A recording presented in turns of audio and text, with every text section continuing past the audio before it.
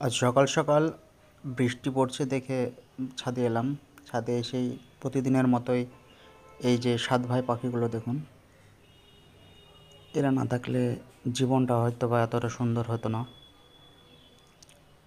অবশ্যই ফ্যামিলি মেম্বারদের সঙ্গে সময় কাটাতে ভালো লাগে, কিন্তু তাছাড়াও এই সাত ভাই পাখিগুলো যখন সকালবেলায় এসে কিচিরমিচির ডাক দেয়, এরা প্রায় বিগত 9 বছর ধরে আমার সাথে আছে। হয়তো তাদের প্রজন্ম এক প্রজন্ম থেকে আরেক প্রজন্মতে সেটা শিফট হয়েছে, কিন্তু তারা একই বাড়ি একই জায়গাতে ঘুরে ফিরে আসার যে প্রবণতা, সেটাকে তারা বজায় রেখেছে।